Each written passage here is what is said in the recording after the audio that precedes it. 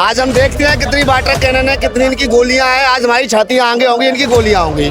जब काकरोच घुस सकते हैं तो ये तो सब पृथ्वीराज चौहान, महाराणा प्रताप और शिवाजी के वंशज हैं, तो लेके जाएंगे। हमें कहीं जाने आने की परमिशन की आवश्यकता नहीं। 40 नंबर वाला सोच रहा है कि हाँ चलो डॉक्टर बन जाते हैं। अरे 40 नंबर वाला डॉक्टर मत बन, कुछ और बन जा। फेयर एजुकेशन सिस्टम तभी होगा जब एजुकेशन में से रिजर्वेशन हटेगा। ऐसे गुट बना के लगभग 100 जगह यहाँ लोग खड़े हुए। सीधी उंगली से कभी घी नहीं निकलता। हमें भी अपने हथियार उठाने न पड़ जाए तब ये सरकार मानेगी क्या? अगर बात इस रिजर्वेशन के आंदोलन की करी जाए तो परमिशन अभी तक नहीं दी गई है। जैसा कि आप देख रहे हैं यहाँ पे लोग अभी तक जंतर मंतर के बाहर बने हैं, रोड के ऊपर नारे लगा रहे हैं, लेकिन अभी तक कोई भी परमिशन नहीं दी गई है रिजर्वेशन के ऊपर की। यहाँ पे बात करें, अभी तक रिजर्वेशन की परमिशन नहीं दी गई है आंदोलन की। क्या कहना चाहोगे? क्या सर? आंदोलन की परमिशन नहीं दी गई है ये सब इधर आंदोलन की परमिशन प्रशासन दे या ना दे, लेकिन हम अपनी मांगों पर डटे रहेंगे। आज हम देखते हैं कितनी वाटर कैनन है, कितनी इनकी गोलियां हैं। आज हमारी छातियां आगे होंगी, इनकी गोलियां होंगी। हम हर कीमत पर पीछे हटने तैयार नहीं है। क्या क्या मांगे हैं? हमारी मांग है आरक्षण आर्थिक आधार पे हो। दूसरी मांग ये है कि यूजीसी रोल बैक किया जाए। आप सरकार हिंदुत्व की बात करती है, अगर इस तरह की कानून लाएगी तो हिंदुत्व में विघटन पैदा होगा या हिंदुत्व है ये? आपसे पूछता हूँ, हमारी दोनों मांगे यही हैं। अगर नहीं मानी गई तो मांगे आज नहीं मांगेगी तो हम यहीं बैठे रहेंगे, हम जब तक नहीं उठेंगे यहाँ से। परमिशन तो दी नहीं गई यहाँ पर। परमिशन नहीं दी, फिर भी हम यहाँ आए। 10 दिन 15 हम तो साहब हम तो परमिशन नहीं है, फिर भी हम यहाँ आए। और हम तो वो कौम है जो घास की रोटी खा के आज जिंदा रहे हैं। हम तो जबरदस्ती ले लेंगे। हमारे पूर्वजों ने इस देश के लिए बलिदान दिया है। हमारे रजवाड़े, हमारी 566 रियासतें सब दे दी, तो क्या परमिशन के मोहताज हैं हम? कहाँ से आए आप? हम आगरा से आए सब। आगरा से को भी करते हैं पानी। जय भवानी, जय भवानी। वहाँ पर तो पहले से आप योगी आदित्यनाथ की सरकार है, तो वहाँ पर तो वैसे ही पहले योगी आदित्यनाथ की सरकार है, तो उसके ऊपर वो कोई साथ नहीं दे रहे आपका। देखिए, योगी आदित्यनाथ की सरकार है, लेकिन सेंट्रल लेके आई है ना सूरज को, तो हमारा योगी आदित्यनाथ जी से कोई विरोध ही नहीं है। कोई विरोध? चुनाव भी होने वाले, अभी चुनाव भी होने वाले हैं। योगी आदित्यनाथ जी को फुल कोऑपरेट करेंगे हम। तो योगी आदित्यनाथ जी का इसमें क्या रोल है? लेके तो सेंट्रल गवर्नमेंट आई है ना, तो सेंट्रल गवर्नमेंट का हम भरपूर विरोध करेंगे। योगी आदित्यनाथ जी को भरपूर समर्थन है। आपका क्या कहना है? मेरा क्या कहना है, यूजीसी रोल बैक हो। ज़्यादा से ज़्यादा संख्या में हम लोग आए हुए हैं आगरा से, और जब तक नहीं हटेंगे जब तक ये मानेंगे नहीं रोल बैक। जिनकी बात मनवा सकते हैं तो हम लोग तो अभी शेर के बच्चे हैं, अभी तो आए हैं। हम लोग तो अभी शुरुआत है। हम लोग भी डंके की चोट पे यहाँ पर रहेंगे और यूजीसी जैसे काले कानून को वापस लेके जाएंगे। अगर प्रदर्शन के अगर वो लोग नहीं माने आपकी बात को, तो सर बहुत जल्दी मानेंगे। अभी कहते हैं ना, गुमान ना कर साये शरीर का, तेरा भी खाक होगा मेरा भी खाक होगा। अभी बिहार का चुनाव का रिजल्ट देखा है ना, नितिन नवीन का, जिस जगह से वो जीत नहीं रहे थे वहाँ का बाकीपुर चुनाव अभी हारे हैं। तो ये जनता है, अगर आपको बैठा सकती है ना तो सख्त से नीचे गिरा सकती है। उनके हारने का कारण आप रिजर्वेशन का मान रहे हैं? नहीं, अगर बीजेपी को हम लोगों ने खुला सपोर्ट किए हैं जितने दिखाई दे रहे हैं। श्रवण ने घर घर गली गली कस्बे कस्बे जाके बीजेपी का सपोर्ट किया है। अगर हम लोग इसलिए सपोर्ट किया है कि आने वाला कल हम लोगों का बेहतर हो। जितना आज ये लोगों ने हम लोगों को प्रताड़ित कर रहे हैं, शायद कोई भी गवर्नमेंट नहीं। तो हम लोग अपने न्याय के और हक की बात लड़ रहे हैं। और रही बात उसकी, अब ये हम लोगों का जिद है कि ये करना पड़ेगा, क्योंकि अभी महिपाल सिंह मकराना के नेतृत्व में राजस्थान में रैली निकाली गई थी यूजीसी का। वाटर कैनल से हमारे एक क्रांतिकारी जयपुर में शहीद हुआ। वो हमारा भाई था, वो हमारा परिवार का था, हमारा खून था, हमारा अंश था। अगर उससे हुआ तो आने वाले ना जाने कितने हमारे समाज के लोगों को प्रताड़ित किया जाएगा। तो हम लोग अपने हक की लड़ाई लड़ेंगे। अच्छा, परमिशन तो अभी दी नहीं गई? परमिशन नहीं दी गई। परमिशन तो काकरोचों को भी नहीं थी 1 महीना बैठने की। काकरोचों को भी 1 महीने की परमिशन नहीं थी, तो वो झिंगुर मच्छर की तरह घुस गए ना।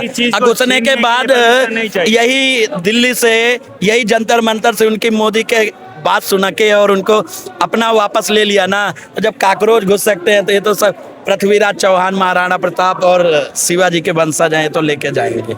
अच्छा, अगर अब उन्होंने बात नहीं मानी तो कब तक बैठेंगे आप यहाँ पे? पूरा हमारा हिंदुस्तान है, हम कौन सा पाकिस्तान में बैठे हैं जो नक्सलवादी आ जाएंगे हमको उठा के ले जाएंगे। हमारी जगह है, हमारा देश है, हमारा लोकतंत्र है। हम अपने हक के लिए महीना 2 महीना रहेंगे। हमारे घर में खाना नहीं है क्या? टालियों में आएगा खाना। हम भूखे थोड़ी ना। परमिशन क्या वो खदेड़ा जा सकता है यहाँ से? क्यों जा सकता है? क्यों खदेड़ा? हम कोई नक्सलवादी हैं, बम लेकर आए हैं? देखो कुछ है कुछ है बम देखो सरकार नहीं को है भी ना, खदेड़ दिया जाएगा। अगर हम लोग आतंकवादी थोड़ी ना है जो लेकर औजार आए हैं कि हमको खदेड़ दिया जाएगा। अरे भैया हमारा लोकतंत्र है, न्याय की बात है, अगर हम ही नहीं बोलेंगे तो कौन बोलेगा।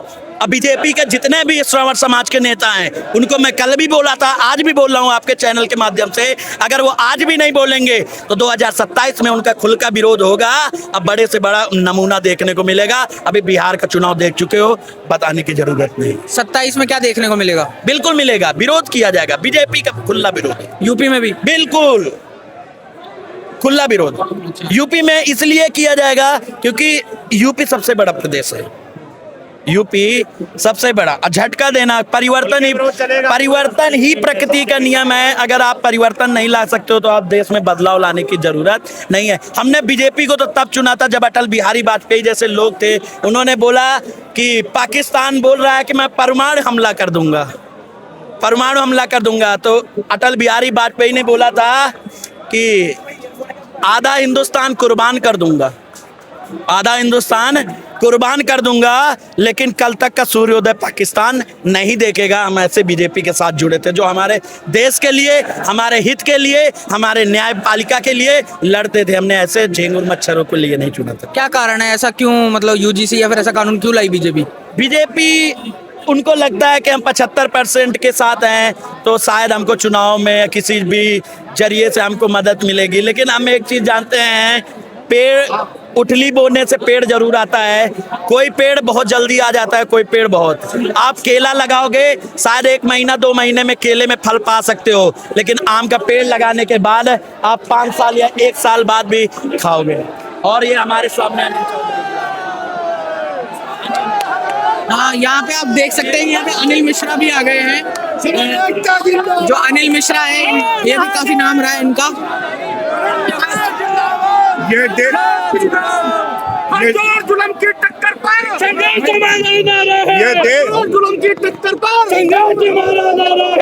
ये देश हमारा है, हम देश के नागरिक हैं, हमें कहीं जाने आने की परमिशन की आवश्यकता नहीं। कब तक चलेगा ये आंदोलन सर? अब तो जब तक चलेगा जब तक हम सफलता नहीं पाएंगे, कंटिन्यू करेंगे। हाँ जी, कहाँ से हो आप? भैया राजस्थान, राजस्थान में कहाँ से? करौली। अच्छा, तो यहाँ पे अभी सुबह से आए हुए हो यहाँ पे? हाँ, तो परमिशन तो नहीं दी गई है, क्या कहना चाहोगे? परमिशन नहीं, पर मैं अपने दलित भाइयों का दुख नहीं देख पाऊंगा। क्या मतलब? दलित भाइयों का दुख, जो कि सरकार उनके साथ डिस्क्रिमिनेशन कर रही है ना, जो उन बेचारों को भेदभाव और ये सब चीज दिमाग में डाल रही है। सवर्ण समाज के अंदर जो भेदभाव पैदा हो रहा है वो इसी कारण से हो रहा है कि ये रिजर्वेशन एजुकेशन में है, SC/ST के फर्जी एक्ट लगते हैं, UGC रोल बैक अगर हो गया, अगर इस सब के लिए सारे दलित भाई हमारे साथ आके खड़े होते हैं तो बहुत फायदा है और उनका ही फायदा है इस चीज में। हम यहाँ पे इसीलिए आए हैं ताकि दलितों के साथ अत्याचार ना हो। सवर्णों के साथ तो भेदभाव दिमाग में ये डाल रही है सरकार, ये सब करा के, पर जो अत्याचार जो दलितों के साथ हो रहा है वो उस चीज के खिलाफ है हम। मतलब आपका कहने का मतलब है कि सारे दलितों का आरक्षण नहीं मिल रहा है? हाँ, जिसको जरूरत है उसको नहीं मिल रहा है। भाई अगर फलाने कहीं किसी को कोई दिक्कत है तो वहाँ पे तुम अपना लॉ एंड ऑर्डर सुधारो। इसका मतलब ये थोड़ी है कि तुम यहाँ पे आके किसी और को कंपनसेट कर रहे हो। जिसको जरूरत नहीं है उसको कंपनसेट कर रहे हो, जिसको जरूरत है उसको करो। और दिमाग में कैसा बराबरी, दिमाग में तो बराबरी होनी चाहिए ना। दिमाग में अगर आप ये दोगे, 40 नंबर वाला सोच रहा है कि हाँ चलो डॉक्टर बन जाते हैं, अरे 40 नंबर वाले डॉक्टर मत बन, कुछ और बन जा। जरूरी है डॉक्टर ही बनवाना 40 नंबर वाले को? तो असली बात ये है। तो जो अत्याचार असलियत में जो हो रहा है ना, जो भेदभाव और ये डिस्क्रिमिनेशन क्रिएट हो रही है, ये सरकार करा रही है। और सारे दलितों को जब ये बात समझ आ जाएगी तो वो भी हमारे साथ इस आंदोलन में जुड़ेंगे। और ये कब से कर रही है सरकार? सरकार जब से रिजर्वेशन लगा है भाई, स्टार्टिंग में जिनको फायदा हुआ था वो अच्छी चीज थी, बट उनको इतना समझ आना चाहिए कि अगर हमें फायदा मिल चुका है तो हम और गरीबों के लिए फायदा छोड़ें। असली बात ये है, मुद्दा असली है। फेयर एजुकेशन सिस्टम जिस दिन हो जाएगा उस दिन किसी भी चीज की जरूरत नहीं पड़ेगी। कहने का मतलब ये है कि मतलब उनको फायदा नहीं मिल रहा है, अब ये एक परिवारवाद का मुद्दा हो गया है। ये परिवारवाद का मुद्दा नहीं है, मेरा मेन पॉइंट है कि फेयर एजुकेशन सिस्टम हो। फेयर एजुकेशन सिस्टम अगर हो जाएगा तो सब बढ़िया हो जाएगा। फेयर एजुकेशन सिस्टम तभी होगा जब एजुकेशन में से रिजर्वेशन हटेगा। बिल्कुल हटेगा, रिफॉर्म या फिर हटाना है? बिल्कुल एजुकेशन में से तो कंप्लीट रिजर्वेशन हटना चाहिए। अगर देना है तो आप फीस वगैरह में दो, फीस में दो, उनकी कॉलेज में मदद करो, पर इसका मतलब ये थोड़ी है कि आप जो है दिमाग में भी रिजर्वेशन दोगे। अच्छा, जिनके द्वारा यहाँ पर ये किया जा रहा है, जिन्होंने आह्वान किया है यहाँ पे प्रोटेस्ट का, उनका तो कहना है कि रिजर्वेशन हटाना नहीं है, हमको रिफॉर्म करना है उसके लिए। हाँ, तो रिजर्वेशन रिफॉर्म ही होना चाहिए भाई। रिजर्वेशन हटना भी सही नहीं है, क्योंकि वो दलितों के लिए नुकसान है। जिन बेचारों को सच में जरूरत है, जो एक्चुअल में बेचारे हैं, उनको मिलना चाहिए रिजर्वेशन, पर दिमाग में नहीं। अगर आपके स्कूल कॉलेज में पढ़ाई अच्छी नहीं हो रही तो उन पे ध्यान दो। इन चीज़ों पे ध्यान देने की जरूरत थोड़ी है कि भाई हाँ स्कूल खराब है जी हमारे, इसलिए चलो रिजर्वेशन दे देते हैं, मतलब बाहर क्राइम हो रहा है इसलिए घर से मत निकलो, ये क्या बात हो गई।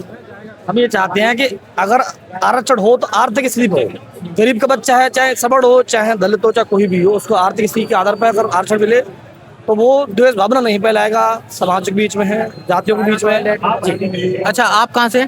मैं घर से आया हूँ। घर से आए? कहाँ पे घर? दिल्ली में। दिल्ली में। तो अभी तक परमिशन नहीं दी गई, क्या कहना चाहिए? परमिशन है हमारे पास। परमिशन है यहाँ की प्रोटेस्ट करने की? हाँ। तो ये तो कह रहे हैं कि अभी तक परमिशन नहीं दी गई। आपसे किसने कहा है? हमारे पास परमिशन है, इतने सारे हजारों लोग इसलिए तो खड़े हैं यहाँ पर। तो अगर मान लो कि ये आज भी नहीं मानते तो आपका आगे का क्या रहेगा? नहीं, हमने तो बोला ही नहीं कि हमारी बात मान लें। हम तो अभी एकजुट हो रहे हैं और धीरे धीरे यहाँ अपने ही लोगों से हम संवाद स्थापित कर रहे हैं कि मूवमेंट को किस तरीके से धार देनी है, किस तरीके से चलाना है। ऐसा ना हो कि इसी मूवमेंट में बीच में कुछ लोग आ जाएं, गलत नारेबाजी करें, फिर वो वीडियोस चल रही हों और कुछ ऐसे पत्रकार ना आ जाएं जो वामपंथ से ग्रसित हैं, वो ऐसे सवाल करें कि उनका जब जवाब हमारा युवा दे तो वो बहुत ज़्यादा अग्रेशन वाला हो, है ना। क्योंकि हमारे लोग जो हैं वो मेहनतकश हैं, मजदूर हैं, किसानों के बच्चे यहाँ आए हुए हैं। अच्छा। तो वो ये अवामपंथियों की चालबाजियों को, पैतरीबाजियों को नहीं समझते हैं। वो जैसा क्वेश्चन करेंगे बेचारे। कोई मिला आपको अभी तक? कोई मिला आपको? ढूंढ रही है पूरी टीम, 100 से ज़्यादा लोग हैं जो ऐसे वे वामपंथी पत्रकारों को यहाँ चिन्हित कर। तो अभी तक कोई मिला क्या? मतलब हो सकता है कि कोई आ गया हो। आप साथ के साथ इलाज कर रहे होंगे यहाँ पे। मेरे अभी मुझे सूचना नहीं आई है क्योंकि मैं यहाँ खड़ा हूँ साइड में। वहाँ भीड़ ज़्यादा है, अगर हम वहाँ खड़े हो जाएंगे तो जो लोग मूवमेंट को चला रहे हैं उन्हें थोड़ा डिस्टर्बेंस हो जाएगा। डिस्टर्बेंस, सांस नहीं आ रही है वहाँ, इसलिए हम साइड में खड़े हैं। और ऐसे गुट बना के लगभग 100 जगह यहाँ लोग खड़े हुए। अच्छा, तो अगर देखा जाए कि यहाँ पर आरक्षण की बात करी जा रही है, यूजीसी रोल बैक की बात करी जा रही है ना, जगह जगह से आपको समर्थन आ रहा है। मैं यहाँ इसलिए आया हूँ, मैं आज सुबह सोकर उठा, गौशाला से वापस आया, तब मुझे पता लगा कि अजीत भारती ने एक ट्वीट किया है कि मैं 2 बजे जंतर मंतर पहुँच रहा हूँ, चलो जंतर मंतर। अच्छा। तो मुझे यहाँ आके पता चला मुद्दा क्या है। तो इसमें 2 लाइनें हमने पहले से जोड़ी हुई हैं।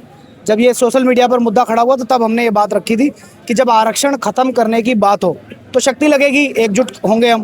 तो जब उसी समय अल्पसंख्यकों को, मुल्लाओं को अल्पसंख्यकों के नाम पर जो विशेष अधिकार दिए जा रहे हैं वो बंद हो जाएं। दूसरी बात, युवाओं ने एक बात कही आज की शिक्षा के हिसाब से कि आर्थिक आधार पर आरक्षण दिया जाना चाहिए। मैं ये कह रहा हूँ आप ये डिसाइड कर लो, वो आर्थिक आधार पर जो आरक्षण दिया जाना वो किसे दिया जाना चाहिए। तो उसमें मेरी मांग है कि मुल्लाओं को ना दिया जाए, सिर्फ हिंदुओं को दिया जाए, इसलिए मैं यहाँ खड़ा हूँ। अच्छा, यहाँ पर वैसे ज्यादातर लोग यही बोल रहे हैं कि सबको आर्थिक आधार पर ही दिया जाए। नहीं, सबको नहीं, वो हिंदुओं को बोल रहे हैं। वो जहाँ वो सब बोले तो आप अपने कैमरे से बता देना, जहाँ सब है वहाँ हिंदुओं की सभी जातियाँ। अच्छा, मतलब सिर्फ एक धर्म है और कोई दूसरा धर्म नहीं, सिर्फ हिंदू हैं, सिर्फ हिंदू हैं। हिंदुओं के लिए आरक्षण है। हिंदुओं में सभी जातियों में गरीब तबके के लोग हैं, वैसे देखा आर्थिक रूप से पिछड़े हुए लोग हैं, उन्हें मिलना चाहिए। वैसे देखा जाए तो कॉन्स्टिट्यूशन के अंदर भी दिया है धार्मिक आधार पर आरक्षण नहीं दिया जाता है, तो उनको आरक्षण नहीं है। हाँ, वो चिल्ला चिल्ला के कहते हैं हमारे में ये व्यवस्था नहीं है। तो हम मान रहे हैं चलो कि हमारे में ये व्यवस्था है, तो लेकिन आरक्षण का लाभ हमारे लोगों को मिले। जी, कहाँ से आए आप? कहाँ से आए? मैं बैतूल मध्य प्रदेश से आया हूँ। मैं ठाकुर जगदीश सिंह राघव, राष्ट्रीय अध्यक्ष क्षत्रिय महासभा राजपूत समाज अखंड भारत। और इस कार्यक्रम में हमारे पूरे राष्ट्र से, हर जिले से और हर प्रदेश से पदाधिकारी और सदस्यगण आए। साथ में अभी निकट भविष्य में जो है मतलब सवर्ण समाज संगठन का भी गठन किया है, तो सवर्ण समाज के लोग भी यहाँ पर उपस्थित हुए हैं। आज जंतर मंतर पे आकर के पूरे समाज का मन दुखित हुआ, और मन इसलिए दुखित हुआ कि जिन लोगों की कोई औकात नहीं है, जो लोग सरकार को रात दिन कोसते हैं, प्रधानमंत्री को गाली देते हैं, गृह मंत्री को गाली देते हैं, सरकार को जूता उठा के मारते हैं, पुलिस के ऊपर पत्थरबाजी करते हैं और पुलिस को मारने के लिए खड़ा करते हैं, और पुलिस के ऊपर इतने भद्दे भद्दे शब्द बोलते हैं कि पुलिस वाले आतुर हों कि इनसे लड़ाई करें। ऐसे लोगों को इस सरकार ने, उन लोगों को जो है मतलब अनुमति दी, मगर हमारे इस कार्यक्रम के लिए यहाँ पर अनुमति नहीं दी है। अब सवर्ण समाज जागृत हो चुका है, पूरे देश के अंदर अलख जगाएगा हम सभी लोग इकट्ठे होकर के गांव-गांव में जा कर के, क्योंकि गांव के अंदर हमारी संख्या बहुत है और उन लोगों को अधिकतर यही नहीं मालूम है कि आखिरकार यूजीसी कानून है क्या, या उसके साथ में आरक्षण की हमारी मांग है कि देश के किसी भी गरीब को आरक्षण मिलना चाहिए। आरक्षण के अंदर कोई भी व्यक्ति, कोई जाति अमीर नहीं होती, व्यक्ति ही गरीब होता है। इसलिए हम तो सबके लिए मांग रहे हैं। अगर सरकार का मानना है या अन्य लोगों का मानना है कि दलित लोगों के अंदर और एससी लोगों के अंदर या ओबीसी के अंदर बहुत ज़्यादा गरीब हैं, तो अगर गरीब के लिए आरक्षण कर दिया जाएगा तो सबसे ज़्यादा उन्हीं के लोगों को आरक्षण मिलेगा। क्या कारण है, परमिशन क्यों नहीं दी गई यहाँ पे? मैंने अभी यही बताया ना कि सीधी उंगली से कभी घी नहीं निकलता। जिस तरह से उन लोगों ने इस सरकार के प्रति और पुलिस के प्रति जो है गलत तरीका अपनाया है, कहीं हमें डर यह है कि हमें पुराने दिन याद करके हमें भी अपने हथियार उठाने न पड़ जाएं, तब ये सरकार मानेगी क्या?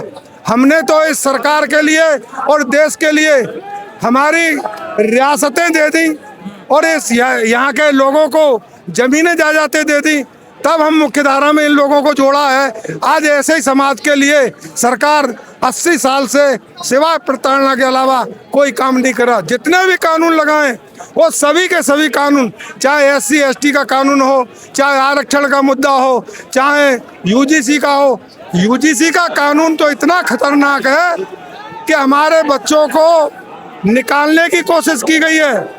उन बच्चों ने, किसी ने कोई गलती भी नहीं की है, परंतु OBC या SC ST के किसी विद्यार्थी ने हमारी किसी लड़की को भी छेड़ दिया और वो लड़की ने विरोध किया तो उसके विरोध को माना नहीं जाएगा। उसके द्वारा जो कहा जा रहा है उसको भी सत्य नहीं माना जाएगा और उनकी जो इक्विटी कमेटी होगी जिसने छेड़छाड़ की, वो जा करके उसको इक्विटी कमेटी को बताएगा, उसका नाम भी नहीं बताया जाएगा, गोपनीय रखा जाएगा और हमारे बच्चों को प्रताड़ित किया जाएगा। इसके खिलाफ है हम। नमस्कार भाई, कहाँ से आए आप? नोएडा से। नोएडा से। क्या मांगे, मतलब आप यहाँ पे जो इसको सपोर्ट करने आए हैं, परमिशन नहीं दी गई है, इसके बारे में क्या बोलेंगे? देखिए, ये सरकार जातिगत आरक्षण में भी दोहरा व्यवहार देके, UGC को देके दोहरा व्यवहार, इस सरकार ने सामाजिक सौहार्द को बिगाड़ रखा है। जो लोग मिलजुल के रहते हैं, एक समाज बनता है, सब लोगों के मिलने से, सभी जातियों के मिलने से, सभी धर्मों के मिलने से समाज बनता है। और ये सरकार चाहती है कि सारे लोग एक साथ मिलके ना काम कर पाएं, ना एक साथ पढ़ पाएं, ना एक साथ बैठ पाएं। ये एक दूसरे के जानी दुश्मन ऐसे हो जाएं कि एक दूसरे को देख ही नहीं पाएं। इन्होंने उन अभद्र लोगों को तो परमिशन दे दी जो सरकार को गाली दे रहे थे, प्रधानमंत्री को गाली दे रहे थे, हमारे आर्मी वाले भाइयों को गाली दे रहे थे, हमारे पुलिस वाले भाइयों को गाली दे रहे थे और ऐसे ऐसे स्लोगन उन्होंने ले रखे थे अपने गत्तियों पे, तख्तियों पे कि उनको यदि हम मुंह से बताने लगे तो हमको खुद शर्म आ जाएगी। नहीं कह सकते। क्यों?